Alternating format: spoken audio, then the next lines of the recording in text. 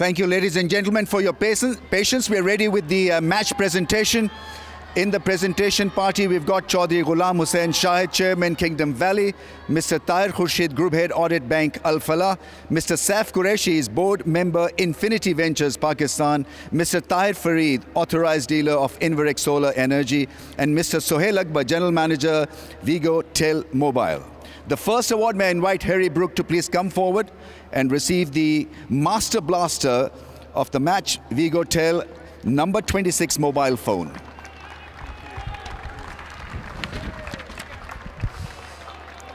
Mr. Saif Qureshi to present Super Saf Dishwash Bar Striker of the Match, cash award of 150,000 to Harry Brookman. Please ask you to come back again and receive another award. May I invite Joe Root to please come forward. Mr. Tahir Khurshid will present the Bank Al Falah Outstanding Performance of the Match, cash award of 100,000.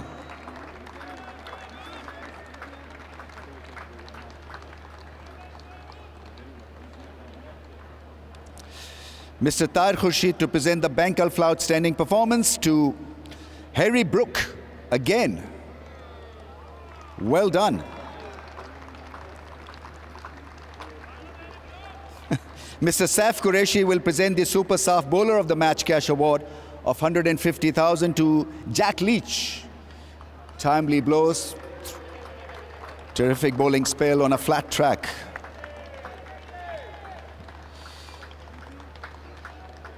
Harry Brook is the Man of the Match award winner. Chaudhry Ghulam Hussain Shahid will present the Kingdom Valley Player of the Match trophy and cash of rupees 300,000.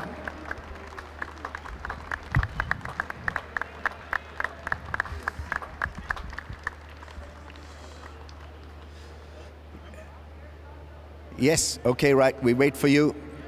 The way you batted, I thought you were able to handle all three at one go, but not to be.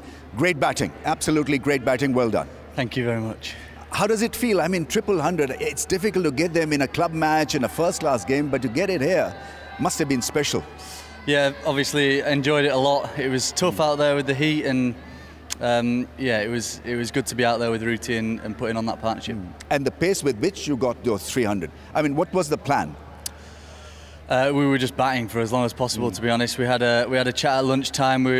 We set the plan out. We knew we were going to bat for a little period there after lunch and try and score as many runs as we possibly could. So for any young kid to get a 100, what needs to be done? I mean, what are the checklists? Good question. I think just got to try and enjoy batting, really. Yeah. Build a partnership with the man at the other end and keep trying to rotate strike and put the bowlers under pressure. What about the physical ability to last the distance also? Under these conditions, 300, you need to be extremely fit. Yeah, taking as much fluid on board as possible, having the energy gels and eating as well. So yeah, it was tough, but it was a good surface to cash in on. 400s in 4 tests against Pakistan. They're probably going to give you honorary citizenship of the country as well. Yeah, hopefully many more to come. Well done. Brilliant batting. Cheers, thank you. May I invite Shan Masood to please come forward.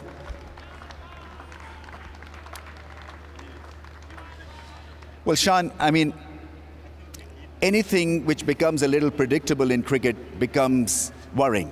Yeah. Even though you got 550 plus runs in the first innings, there was always this danger of messing it up in the second innings, which is exactly what happened. How troublesome is that for you?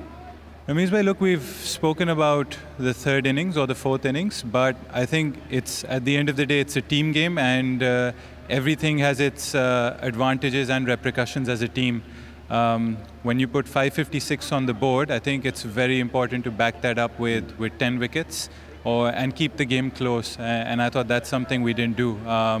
Because if we take those 10 wickets and have England around our score, maybe a bit more, then these 214, 220 runs on a fifth day become challenging. So again, that's the key, to work it out as a team. How can the batting and bowling in the first innings contribute to a lead, and then hopefully setting the match up? And that's something we're struggling with. We're getting into good positions. You ask your batting side to put up a good score in the first innings, and the onus on us now is to set the game up well so we can finish it off. So I can understand the bowling bit because it was still a very, very good batting surface. But And it remains so even on day 5. But what happens to Pakistan team when it comes to batting under pressure, especially on day 4, day 5? Is there a psychological thing that happens? No, is it a mind thing? No, like I've said, like 220 runs in the third innings, depending on what kind of lead you have, can also be a good score. So the trick for us is that we should learn, obviously, from England as well. They found out ways to get those 20 wickets. You can't win test matches without picking up 20 wickets. And like I said, like as a team, yes, we have that second innings of batting to improve, but then the most important thing is we must also learn how to pick 20 wickets. So that's the challenge as the side has to go forward, and it's about days 4 and 5, 3, 4 and 5 as a side going forward where we can set test matches up for us. The challenge obviously is about the combination of the team also, because the fans are disappointed, and everything, I guess, will start from how the pitch will play for second test match. What are your thoughts? Do you think that this dugout needs some freshness, some new faces? Look, we're in the middle of the series. We've talked about a squad mentality. We've talked about consistency. Where I'd like the team to improve is, no matter what the pitch is like, we must find a way out. And England showed us the way in this test match. You have to give huge credit to them. And test quality cricket, it's the ultimate format, and in the ultimate format you have to find out ways to get the opposition out. Sometimes you might get conditions in your favor, sometimes you might not, but the best teams always find a way, and for us the learning curve is how can we find ways of scoring runs and picking wickets, and there's certain non-negotiables of test cricket that we have to perform on a regular basis. And it's a quick turnaround also, 3 days. Will that help the dugout mentality? Is it fine to have a quick turnaround in such a scenario? Always. We love playing the game. We're obviously hurt by the results. We're hurt as a nation, but the beauty of the game is it always gives you another chance. Life gives you another chance, so the quick turnaround might be quite beneficial for us, and we're all looking forward to it. On a personal note, from leadership point of view, this hasn't been an easy seat for you. I never try and shy away from responsibility. What hurts is that we're not getting the results that Pakistan cricket deserves. We're all trying hard. We're going to give it our all, and we're going to try and turn this around. And again, responsibility, we'll take it upon ourselves, on our shoulders, and we have to get this right as a squad and as a cricket-playing nation. All right, better luck next time then, Sean. Thank you.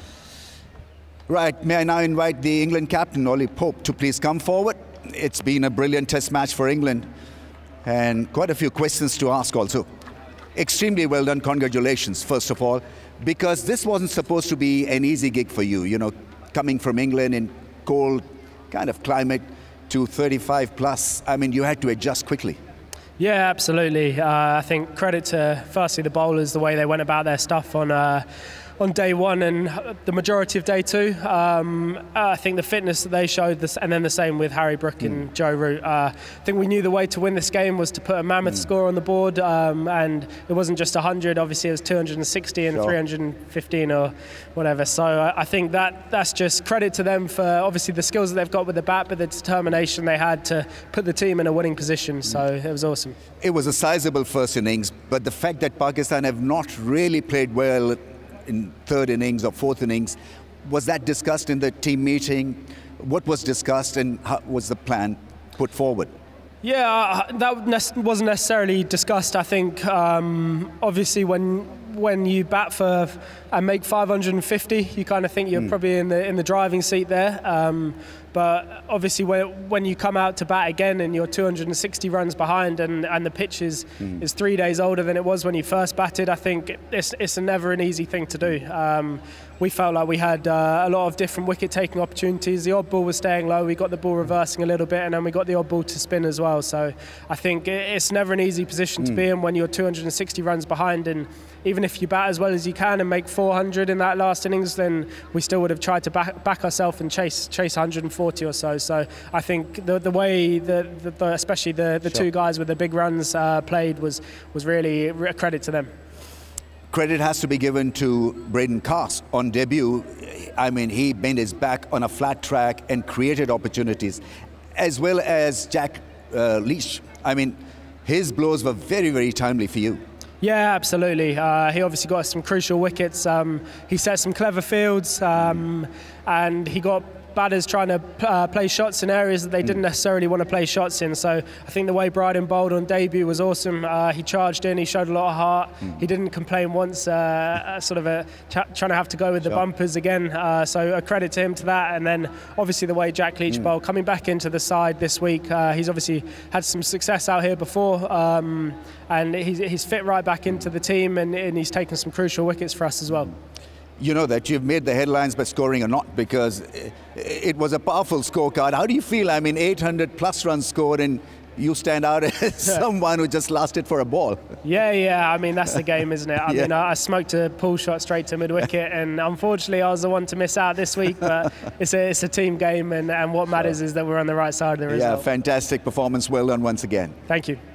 Right, so that was the England captain, and that is what we have from the presentation ceremony down here as well.